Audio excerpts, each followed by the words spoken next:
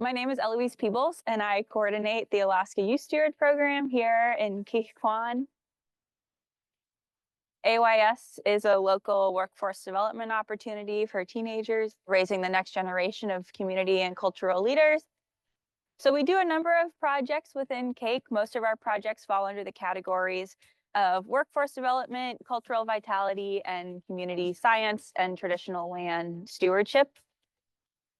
Today here we're on the beach, despite the rain. We're doing a big old marine debris cleanup right in front of town. There are probably 30 or so people down there right now. So I think we're gonna be able to get a lot of trash in the 4 hours that we're here. I'm stoked for it.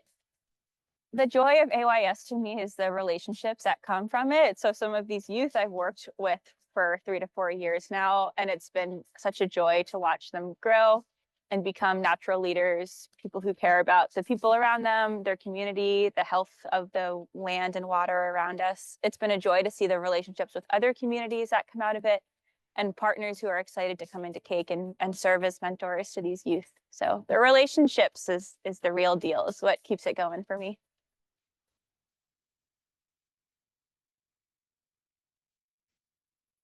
Guns Cheech Kickstudy, Ye Ani Kach, Ye Chat Wutie.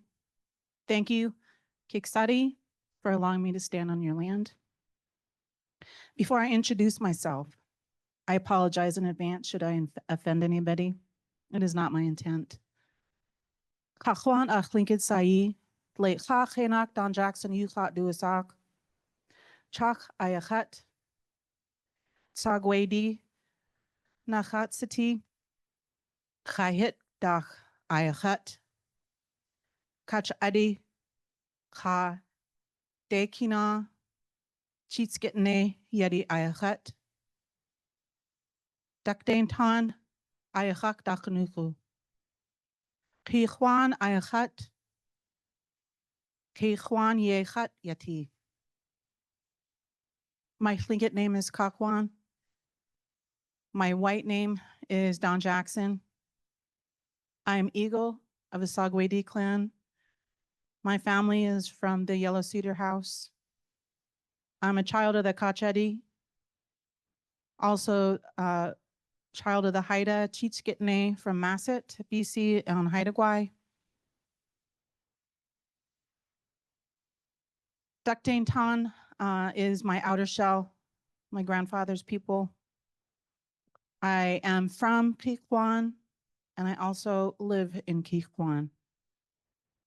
Gunishchish to the Sitka Sound Science Center staff and their partners for asking me to be a part of the 2025 WhaleFest, specifically noted for Hanlon at Plain Gunishchish. I stand here truly humbled by the presence of elders, tribal leaders, professors, professionals, present and hopefully future work colleagues, and most importantly, the students, our future leaders. When I was putting this speech together, I thought of our Maori brothers and sisters over the ocean, the Pacific Ocean, and they have a proverb.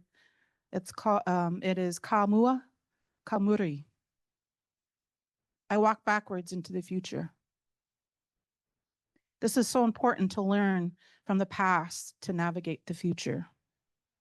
I'm a mother, a daughter, a niece, a granddaughter, a sister, an auntie, and above all, a village girl whose heart resides in the heart of Tlingit Ani in Keex. I was born and raised in CAKE as an only child, but was surrounded by so many cousins, aunties, uncles, and grandparents. CAKE has an annual population of 600 approximately, and the only way in is either by air via small airplanes or boat or the occasional ferry. I'm currently the Organized Village of CAKE's executive director, and I'm coming up on 9 years in my current position. However, I have been with OVK since 1997 in various capacities. I stand before you today to share with you a little bit of my heart, my homelands, my history, my ancestors, and my dreams for what they can be, that are in the heart of Tlingit or Southeast Alaska. The theme of this year's WhaleFest is entwined. When I received the invitation from Jennifer and the Sitka Sound Science Center staff and saw the theme, I couldn't help but visualize a beautifully woven tapestry that includes tattered pieces incorporated into a new weaving. Weaving that brings together our rich and long history, our horrific traumas, and the healing we've been incorporating into everyday life. Back in the 1900s in my UW days, I actually wove an art piece and gifted it to my parents that represented not just my last year at the university, but sewing together our tattered past stricken by colonial ills. I come from a rich people. I come from historically known protectors, also known as, and I quote, the Navy. This is from the Navy's papers. Keex Indians, hostile, treacherous, and savage. I'm a direct descendant of people deeply rooted in who they are and who know where they come from. I witnessed this summer during a field trip that the OVK AYS, or the Alaska Youth Stewards that you just saw, what they led. Geologists and retired archaeologists came into Keex to core one of our old lakes. They came all the way from New York to sample the deepest part of the lake. Keep in mind, this is a very small lake. It was 80 feet deep. And I believe they came here to Sitka for a number of weeks to do the same. When they brought the sample up and let us touch a sediment from the tube, we were touching thousands of years of sediment that settled at the floor of that lake. Once upon a time, that lake was a shoreline of my community with large glaciers behind it. I asked about how long ago was that lake our ocean shoreline, and he shared approximately 11,400 years ago. Not a week or two before this, we sang at the annual, my dance group, the Keex dancers, we sang at the annual Sea Alaska meeting that we were hosting in Keex. We sang an entrance song that is about going under the glacier. Our ancestors were coming back to Southeast after the last ice age. And a song was composed about it. That is how old some songs are. That is how old our memories are of our homelands. I dare say we've been there far longer than the 10,000 years that is often shared. Before contact, Keex was but one community in Southeast. We lived with the seasons, going to old family areas to harvest according to the Tlingit calendar and time. We could predict the weather. We could heal our own people. We traded our delicious foods for others' foods up and down the coast, sometimes down in what is now Mexico to trade. We traveled and had relationships with tribes, relationships for a millennia. We also had disagreements and sometimes had skirmishes with neighboring tribes. Blood was shed. But old laws were followed to make things right. Beautiful art was created and gifted and traded. Slaves were commonplace pre-contact and sometimes traded. We went up the coast to Yaukdot and out into the Aleutians and the Unungans to trade, to marry, and even went into the interior of the Copper River. We shared resources between clans, respected other clans' territory, and took care of everything so well that when white explorers came into our area, it looked like no one lived there. We logged, we dabbled in mining, we fished, we wove, we carved, we made world-class canoes. We composed love songs and sang them to our fathers, our opposites, and still our lands and waters were pristine. In the first moments of contact, my ancestors fiercely protected their resources, knowing their value. We shared common places with our neighbors to the south, Lawak, to the east, Wrangell, and to the north, Angoon and the Taku. I'm sure if you dug deep enough, our roots would intersect. We were attacked by the Russians in the early 1800s.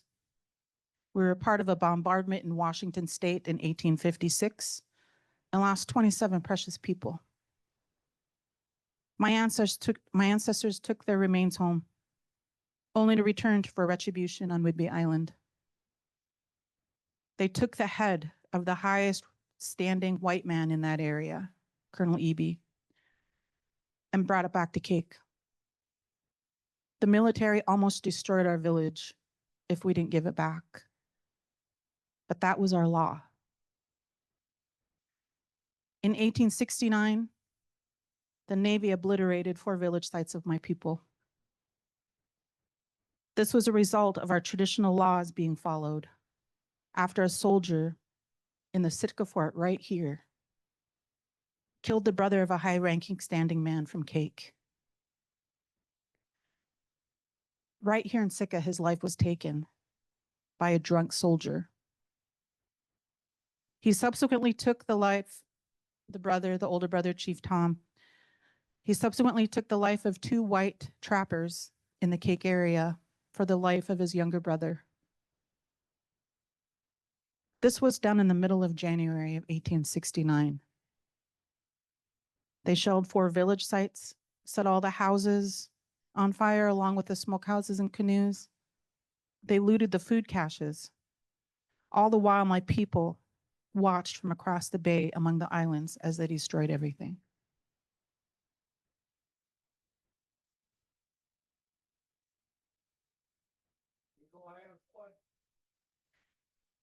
My people rebuilt. They went back onto the land, waters, and beaches to build back up their community. During this period, the missionaries came to Keex. We all know the history of their impact. All traditional ways of life and language were shamed out of my ancestors and my family. It was during these years the leadership of Keex decided to go in the ways of Western government. I have recordings that my grandpa Kanash recorded when he was working at Sheldon Jackson College in 1970s.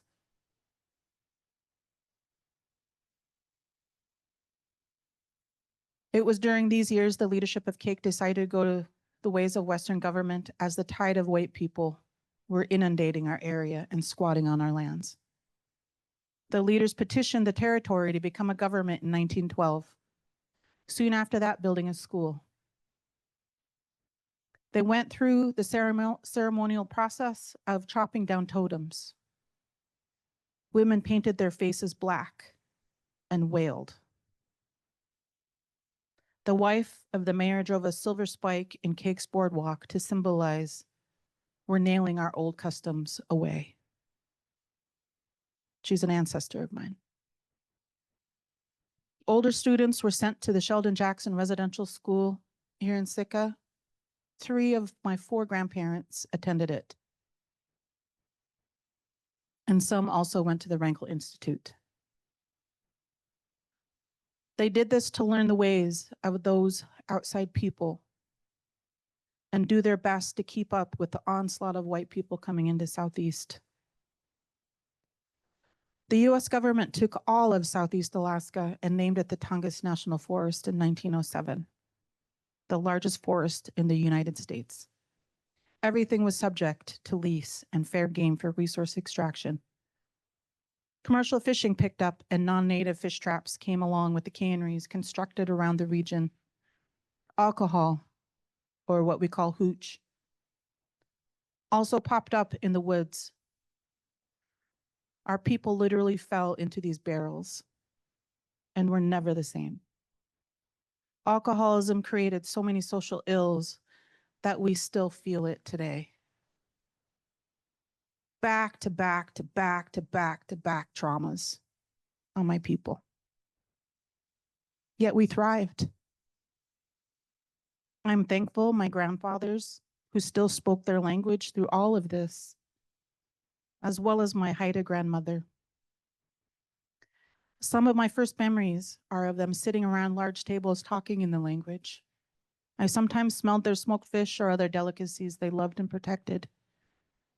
My Michigan-born grandmother, my mom's mom, worked with my grandpa Kanash in putting our language into written form. And they did this with a larger cohort of dedicated speakers and scholars from Southeast and Interior Canada. Despite all the hardships they faced through the years, they persevered. In 1944, Keex petitioned the United States for their Aboriginal rights in their lands and waters. In the words of the petition from the city government, of which my grandpa Tommy, who you see up here, was the mayor of, and quote, that this said band has never sold, ceded, relinquished, or abandoned any of the described land and waters. I stumbled upon these documents while I was pursuing my master's degree at the University of British Columbia. Of all places, it was on the shelf of the Division of Subsistence with the State Fish and Game in Juneau. 400 pages of history that I was searching for because it was annotated in the Goldschmidt and Haas book. And I had finally found these. It was like a gold mine for me. History was shared in these hearings verbally. They quoted through all the testimony. They were oral tradition from generation to generation. They shared their history.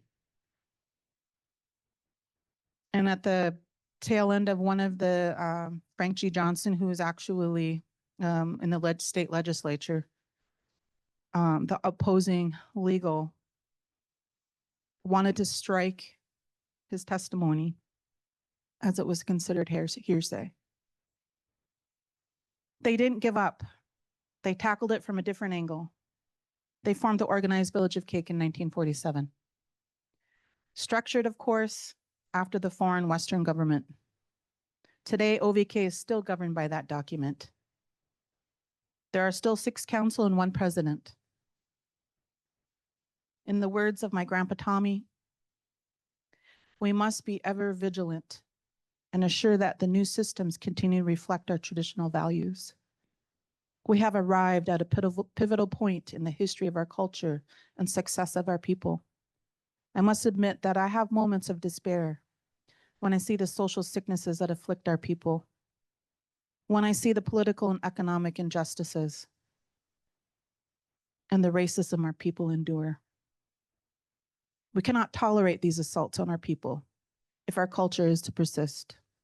I believe that together we will prevail in our struggle for our land rights, our hunting and fishing rights, and our efforts to incorporate our traditional teachings into the educational system. We can elect our own people to represent us in the state and local governments who can safeguard our interests. We will succeed in our quest for self-determination. In 1950, the council moved to purchase the cannery that was built 50 years prior. The complex grew over the years with large warehouses, docks, houses, bunkhouses, boardwalks, and fuel stations. In all, it was approximately 16 acres of infrastructure that included seine boats. While it was a spendy undertaking that involved a large BIA loan, the land was put into trust by the United States government. A high school was built and the grade school was expanded so that children could stay home and not be shipped off to residential schools. As we all know, the 60s culminated in the Alaska Native Claims Settlement Act in 1971. It ushered in the Alaska Corporation for my region, as well as Keex Tribal Corporation, all of which I am a shareholder of. Almost hand in hand, the Keex leadership were also planning for the world's tallest carved totem pole to be raised on the bluff overlooking Keex. There's a video of my great grandpa Johnny C. Jackson and my grandpa Tommy welcoming guests in 1971. I'd play it for you, but I might get emotional. Grandpa Johnny's speech was so poetic in Tlingit. His expressions touched my heart as we emerged out of colonial times that prohibited our culture. We turned our faces to happiness. My grandpa Tommy wrote this poem in honor of this event. Paying homage, untold and unending, honoring tribute to our forefathers who have hunted the land and sailed the seas, to the living, young, old, and the unborn, a monument of our culture and heritage, to the old, a monument of strife and efforts, to the young, a monument of identity, pride, and honesty, to this world, a monument of freedom and justice. I'd like to think that this is when my community outwardly started celebrating their culture and their language post-residential schools. The leaders started making decisions in the community and in the schools to start incorporating both as they were fine-tuning their governments and corporations. While our community was mired down in alcohol, I admire their tenacity to govern themselves through it. Keex was one of many villages that found themselves in the middle of clear cuts. From the 1960s to the 1990s, this industry brought prosperity, but it also brought social ills. At one point in time, Keex led the nation in suicides. I lost my cousin, one of my best friends, to suicide when we were both 19. No one was untouched in my village at that time. My father, along with his brother Joel, who's the current president of OVK, and others, stood up to put a stop to our pandemic. They said no more and started the OVK Culture Camp of 1988. It was grassroots and voluntary for many years, but to date, after our 37th annual camp this year, the costs have surpassed $1 million. In the years of the culture camp, we lost one to suicide, 37 years. Still, that is one too many. Our youth learned our history, worked on our foods, and were allowed to be children on the land and the beaches. We had to bring that back to save our future generations. My grandpa Tommy shared these words at my graduation in 1989. I would venture to say, it is less than 100 years since we began to learn the English language, as well as what we call the new civilization. Sometimes I wonder if we would have accomplished more if we retained most of our lifestyle along with the education we received. For those of you who have not given much thought, we as Tlingit, Haida, and Alaska Natives are a tribal people, even though we think our traditional culture is dead and many of our ancient ways have been lost. But it's just as certain that many of our ancient values and customs have survived, or they have as we incorporate them in our new ways. It is embedded in the back of our minds, whether we are aware of it or not. All cultures change. And if a culture is to survive, it must have the ability to adapt and change. I'll repeat that. All cultures change. And if a culture is to survive, it must have the ability to adapt and change. Gosh, I come from rich people. Let me tell you, it was during this time OVK was reorganizing. They actually started in the mid-1980s hiring an executive director. They started meeting in the old white man's bunkhouse, located on what is now 14 acres of trust property. OVK signed over a couple of acres to our local Angsta Corporation when they started their cold storage. That took an act of Congress. With the goal to enhance BIA services for Keex, in the early 1980s, the OVK Tribal Council made the decision to examine the potential of directly contracting themselves under PL 93-638 with the BIA, and subsequently began working with the Sitka tribe to move in that direction. October 1987, we officially entered into the first 638 contract for BIA programs. That included higher education, adult vocational training and employment assistance, housing improvement program, and social services in October. Note that when OVK began the first 638 contract, we joined 4 other tribes in Southeast that were taking this independent route of self-determination. Self-determination my grandpa talked about so many decades before. Those other tribes were Sitka tribe, Ketchikan, Yakutat, and Angoon. OVK began growing with staff and budgets. We also studied potential under the proposed self-governance and became a signatory tribe along with the 4 other independent 638 tribes. My mother was one of those movers and shakers creating OVK's compact and implementing the programs under that agreement. I remember when I was in my last couple years at University of Washington, my mom traveled through Seattle often for work, along with my Uncle Gary, who was the executive director. He held that position for 30 years. The team of these 2, along with a strong council, enabled OVK to push through to self-govern on their own terms. I witnessed history without even knowing it. From 1992 to 1994, we were in that self-governance demonstration process, increased staffing. It was also during this period, search became self-governance for IHS, along with the other entities in the state of Alaska. In 1995, OVK entered its first independent compact of self-governance with the Bureau of Indian Affairs. In 1996, we opened our Enterprise Keex Lodge. Highly recommend if you come to Keex, stay there. In 1997, the cannery, it became a National Historic Landmark through the National Park Service.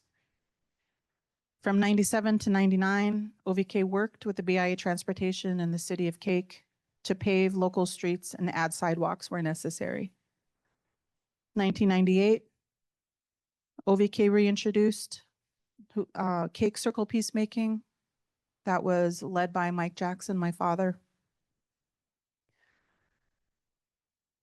From 2008 to 2012, we developed and constructed a cake multi-use dock in front of our cannery. In 2010, OVK created and implemented 10 tribal codes to further define areas of OVK's tribal constitution that was passed in 1847. And in 2012, OVK became a tribal historic preservation tribe through the National Park Service. And we were the only TIPO tribe until 2025 when Metlakatla became one as well. As a result, we get formula funding from the Park Service.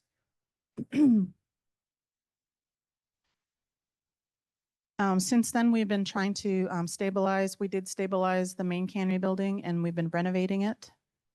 In 2006, a first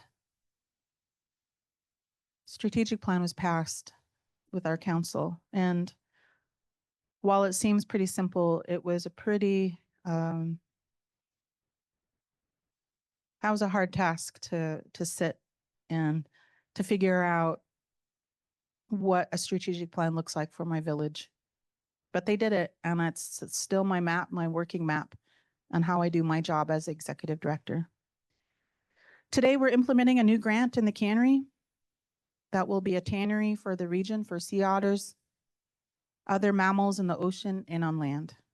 We are renovating a space with Department of Justice funds for our first ever tribal court chambers in Keex. We are updating codes and creating new ones for economic development and basically keeping up with the changing landscapes that we live in.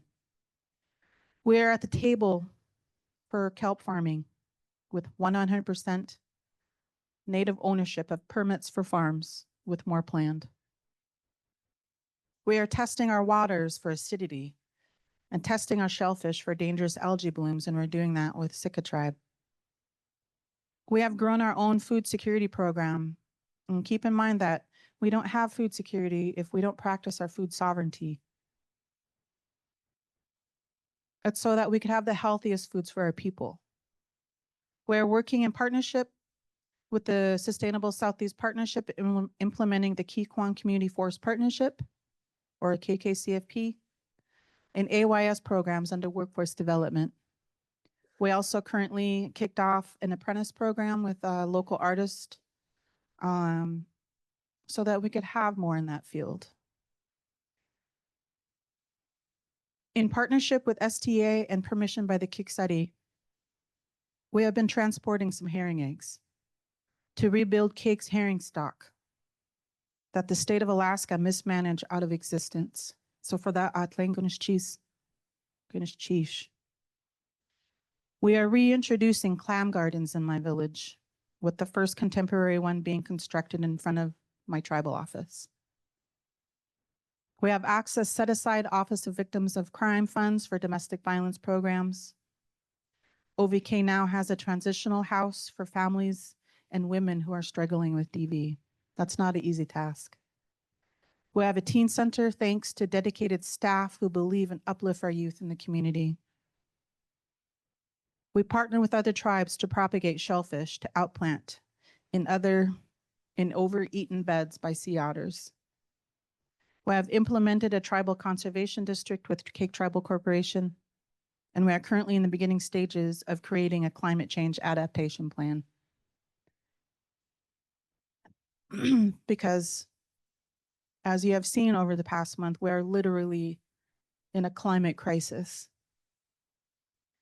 We have a robust transportation program through OVK's compact that our director, Mike Jackson, oversees, and he's secured contracts and grants for that department and has created employment for our tribal citizens. The council has taken upon itself to acquire land and sell back to tribal citizens for home ownership. It isn't perfect or pretty, but we are slowly getting land back and keeping it in native ownership. The council committed funds for a traditional tribal house to be built. It is only a third of the way done. It is on tribal trust property and will be a place of healing after Keeq finally received the Navy apology in 2024 to my village and people. It will be a place of celebration and a place to work in partnership with other entities in the community.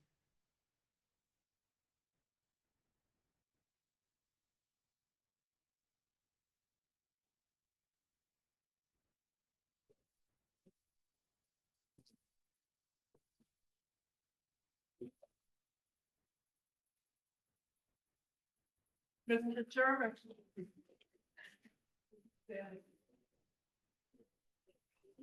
The 180 from the rule of accepts the apology from the military. To the chief, Oh, chief.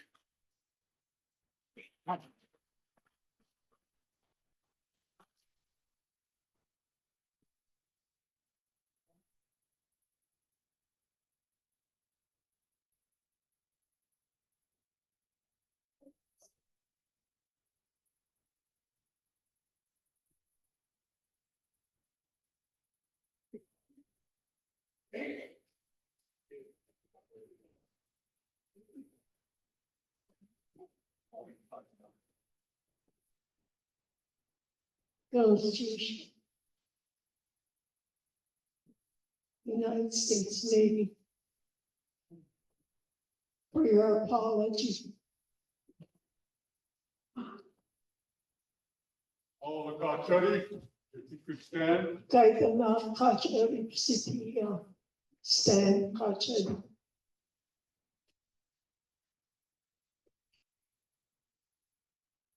Constitution. All of our 5 poses we accept this apology. There was clip his head. Oh, go ahead. Hit. Oh, go ahead. Kusha hit. Oh, go ahead.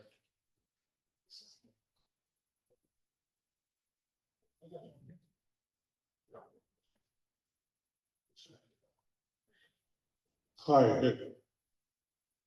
Hide. Yes.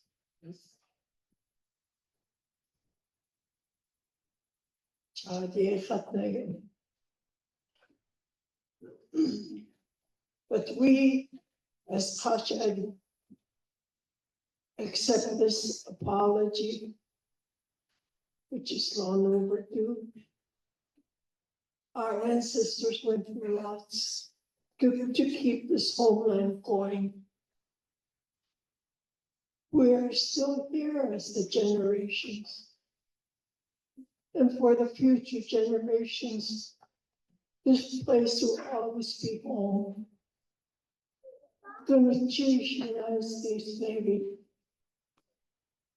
for your late apology. The Kwasa Gunichi Shakti through the heartfelt thank yous.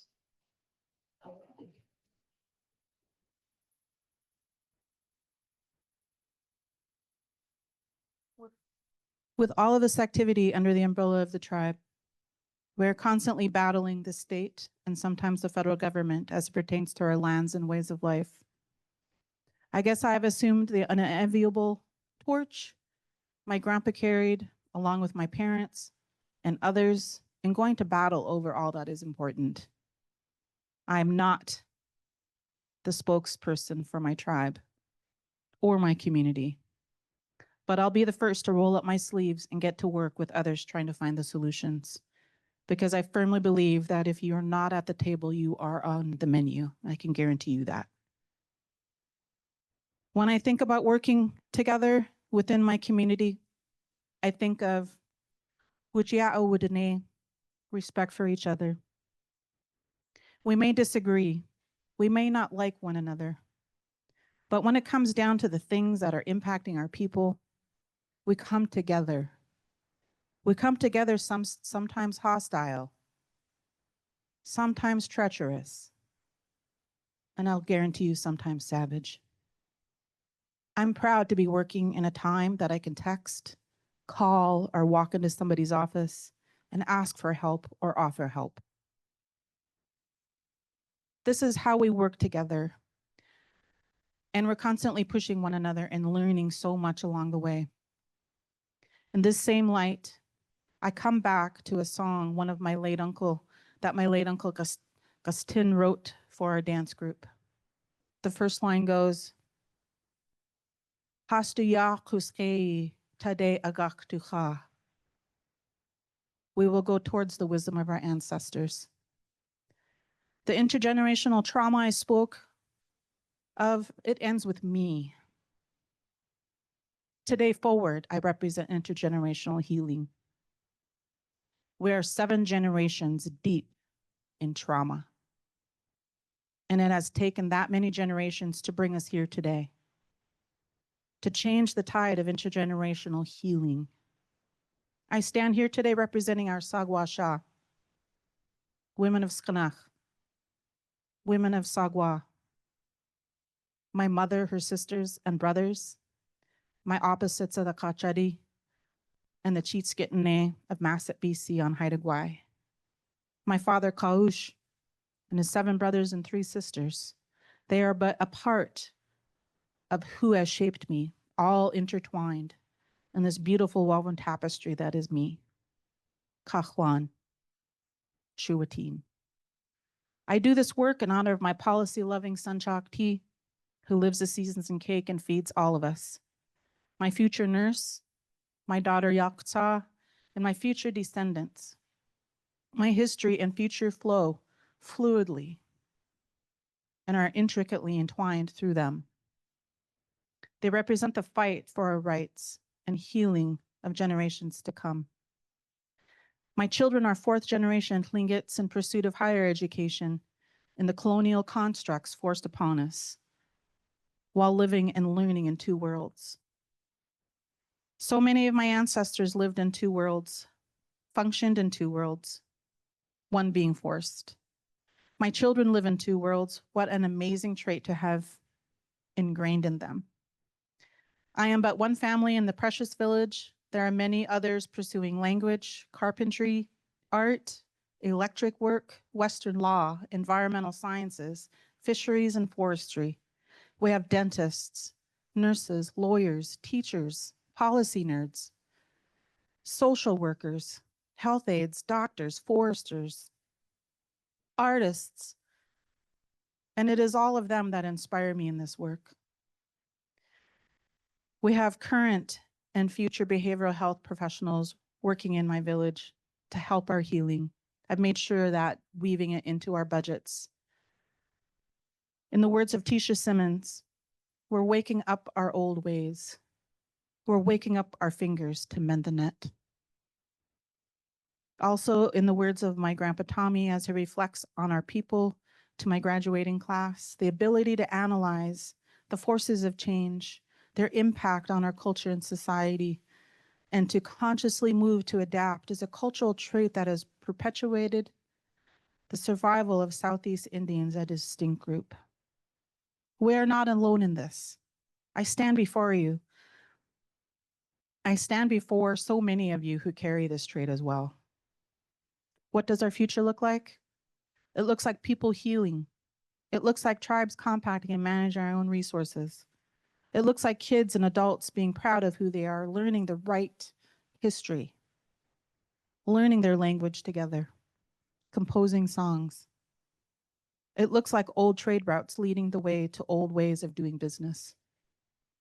It looks like healed lands that hold beautiful bounty for generations. It looks like seamless working partnerships with our ANCSA corporations, school districts, and municipalities with tribes. How will future governance look after all we've been through today? I see us leaning on traditional forms of healing, traditional peacemaking, finding the root cause of someone struggling and incorporating our ways of life in their journey of healing. My father, with the support of OVK Council, reintroduced circle peacemaking in Keex in 1998, and it is a structure I lean on frequently to ground me in the work that I do. We live in a not so perfect world that is on our own trajectory of healing. And I'm here for that ride. I envision tribes having the ability to not just compact with the BIA, IHS, and US DOT, but also compact Department of Justice funds, DHHS, NPS, BLM, and all of the acronyms, USDA programs that include the Forest Service functions in my village. We are so capable, and we need to demand that. Not only this, but in the words of my father recently, we can't buy expertise. We have to raise them. We are learning and relearning the traditional medicines and plants. We are taking ourselves into the waters of our ancestors and asking for their guidance. We dip in the ocean often, and that really, truly grounds me, and I highly recommend it. What has been shamed out of all of us are the exact things that are healing us.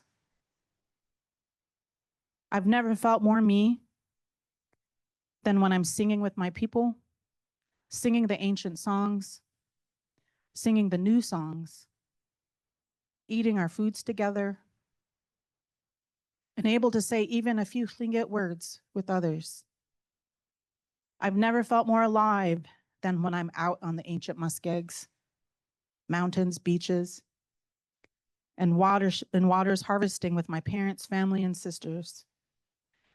If this world ends because of colonial greed, I will be fully healed, strong, still holding on to what is ours.